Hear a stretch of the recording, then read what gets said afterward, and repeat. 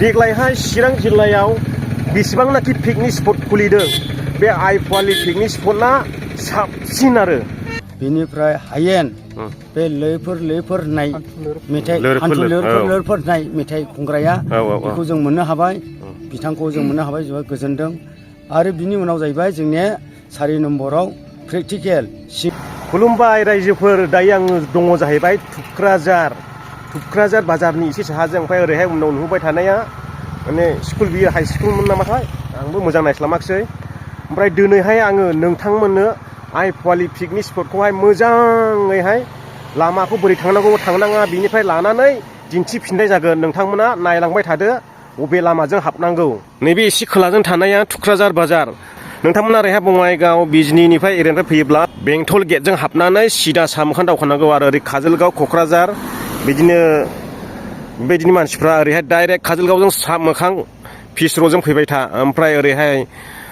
मा होनोमोनलाय बैयो खासिक'थ्राजों फैयोब्ला डाइरेक्ट ओरैहाय बामोनगाव जानानै फै साहा मोखां बे बेंटलावहाय बे मेन रडखौ गादेफैगोन खासिक'थ्रा जानानै फैयोब्ला ओमफ्राय काजलगावनिफ्रायबो फैनो हायो ओरैहाय बेंटल गेट सापागुरिनि एसे सोनाबजों बेजों साहा मोखां दावखोबो नोंथांमोना ओरै साहा थांनो नाङा लामाखौ नायनानै ला नै बैयो थुक्राझार बाजारनि एसे बारबोनानैहाय बेयावनो नोंथांमोना नुगोन आइफवालि पिकनिक स्पट बेयाव गेट दंखायो ओमफ्राय नैबे जाबाय स्कुल दा बेजों हाबलांबानो आइफवालि पिकनिक स्पटआव नोंथांमोना सहैबाय देग्लायहाय चिरां जिल्लायाव बेसेबांनाखि पिकनिक स्पट खुलिदों बे आइफवालि पिकनिक स्पटआ साबसिन आरो बेखौ आं नोंथांमोननो बुंलांबाय बेबायदि दावखोब्लानो ओरै नुखागोन नै आइफवालि पिकनिक स्पट ओमफ्राय बेवहाय ओरैबायदि डिजाइन आर'नाइ होलायनायखौ नोंथांमोना नुबाय दा नै बेफोरबायदि दालांखौ मानहैनो मोनगोन आइफवालियावहाय ओमफ्राय नैबे गोजौनि जाबाय ब्रिज बिदि आरो हाब एम्बुलेन्स फैबायलै दिनैहाय मोजां देखायलांनायसै आरो ओमफ्राय नै बेबायदि न'खौ नुगोन नोंथांमोना दा बेजोंनो ओरै हाबलांबाय थानांगौ आरो दा थांगासिनो दङ जोङो आइफवालि पिकनिक स्पट नैबे स्कुल जाहैबाय बे दालां गोजौजों मानखोनांगौ नै गेट दंबावो मोनसे बेजों सिदा दालां गोजौजों हाबनांगौ दालां जोबनानैसो गिदिंनाय लामा मोनगोन ओमफ्राय पिकनिक स्पटआ बैनो हनै बेजों लामा गैया डाइरेक्ट ओरै थांनांगौ बे गाहायाव नुगोन पिकनिक स्पटखौ दसे उनाव दालाङाव बेफोरबायदि फिरफिला होजोबबाय समायना नै दा बै गाहायावनो नाहरदो पिकनिक स्पटआ साहाजों ओइ दालां जोबफैनानै बेजों मानख्लायनांगौ नै बैयो दुमब्रु बाजार सिदा नुनाया नै बेजों मानख्लायनांगौ आइफवालि पिकनिक स्पट बेलाय ओमफ्राय बैयाव मोनसे गेट नुबावगोन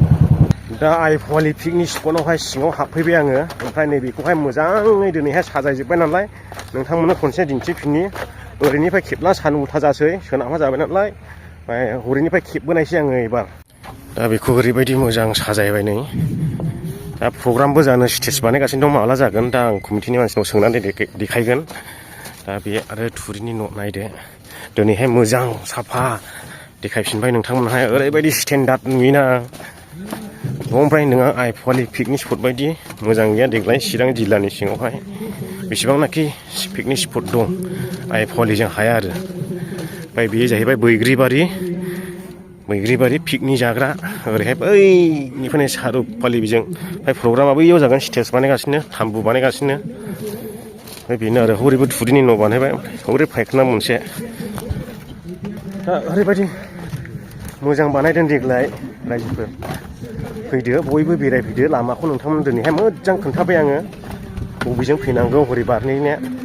सिदा हरै जाबाय आइफवालि दखान ओमफ्राय नैबे ब्रिज गोजौजों ओरै थांला दुमब्रु दखान मोनहैगोन डाइरेक्ट ब्रिज गोजौजों ओरै फैनांगौ दे बेजोंहाय ओरैहाय जेबो हाबग्रा लामा गैया डाइरेक्ट ब्रिज बारनांगौ फिरफिला थुजोबखादों ब्रिज बारनानै बैजों मानख्लायग्रा दङ बेजों मानख्लायनानैहाय फैनांगौ आरो बे दिजाब्रां दालांनि साहाजों गाहायाव पिकनिक स्पटना ओमफ्राय हनै बेयावहाय माखासे फ्रेसमेन्ट होदों खोमा कमिटिनि मानसिफ्रा ओरैनिफ्राय नायब्ला ओरैबायदि समायना नुयोना नै रायजोफोर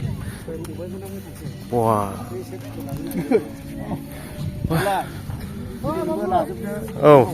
दा प्रग्रामाथ' 28 थारिखआव फिक्स जाखाबाय दा 28 थारिखआव फिक्स जाबाय फैगौ बे डिसेम्बरनि नैबे डिसेम्बरनि 28 थारिखआव फिक्स जाबाय सोर सोर फैगोन प्रग्रामाव सानसुलि बर' सिंगार बेनिफ्राय देलफ्रिस ब्रह्म सिंगार बेनिफ्राय हायेन बे लैफोर होननाय मेथाइ हान्थु लोरफोर होननाय मेथाइ खनग्राया बेखौ जों मोननो हाबाय बिथांखौ जों मोननो हाबाय जोबोद गोजोनदों आरो बिनि उनाव जाहैबाय जोंनिया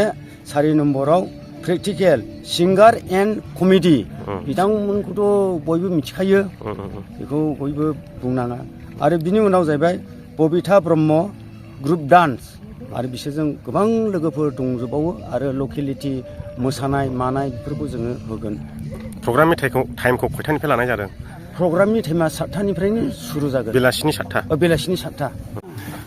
दा बेफोरखौ नायदो नै गोजौनि गेटफोरखौ स्टेन्डार्डनो ओरैबायदि मोजां बानायबाय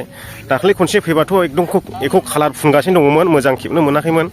बेनिखायनो दिनैहाय बै थुक्राझार गेटनिफ्रायनो मोजां देखायबोबाय आं नोंथांमोननोहाय दिनै नायलांबाय थादो आरो सिख्लाफ्रा लाजिबाय ना उल्थामफा जाबाय नै दा बेनोसै ओमफ्राय बैयावहाय एसे देखायबावगोन बेयाव देखायनानैहाय फोजोबबाय बेयाव लिरनाय दङ जाहैबाय आइ लाभ आइफवालि पिकनिक स्पट दैयाव मोनायाव जोङो नामायलाय नै बेयाव मोनसे डिजाइन खालामना दोननाय दंबावो हेपि निउ इयार 2025 आइ लाभ जाहैबाय 30 बिनलास पिकनिक जाग्रा जायगाफ्रा नैबेनो ओरैबायदि साफा मोनसेबो मैला गैया मोनसे प्लास्टिक बिगुर प्लास्टिक काप बेफोरबायदि नोंथांमोना बेयाव नुनो मोननाय नङा आरो गुबुनाव थाङोब्ला नुगोन मानसिफोरनि पिकनिक स्पटआवहाय ओरैबायदि लेथ्रा मानसिफोरनि पिकनिक स्पटना आङो नामफोरखौ लाले जों बेरायजोबना फैबाय ओमफ्राय दा चिरां जिल्लानि गेजेराव जेसेबांनाखि पिकनिक स्पट खुलिदों नोंथांमोना नायनानै ला बे आइफवालि पिकनिक स्पटना नाम्बार 1 जाना दं दा नोंथांमोननो गासैबो लकेसनखौ आं दहाय लामानिफ्रायनो मेन गेटनिफ्रायनो खोन्थाबोजोबखाबाय नोंथांमोना बे आंनि खोन्थानायखौ आन्दाज खालामनानै डाइरेक्ट फैबानो मोनगोन जेरै जोंबो थांनाङा आरो बैयाव मेन लामायावनो गेट गिदिर गायना दोनखादों स्कुल खाथियावहाय बेखौ नोंथांमोना देहेन होब्लानो सिदाल' फैबाय था जेरावबो आन्दायनांगौ गोनां गैया जेरैबो एरायनांगौ गोनां गैया मेन रडजोंल' फैबाय था लामाया हाइ फाइखा बेखिनिखौ बुंनानै आं भिडिअखौ फोजोबबाय नोंथांमोना भिडिअखौ मोजां मोनोब्ला लाइक खालामदो आरो चेनेलाव गोदानै हाबफैदोंब्ला चेनेलखौ साबस्क्राइब खालामदो फैगौ 28 थारिख प्रग्राम दङ बेलासिनि 7थानिफ्राय बयबो फैलादो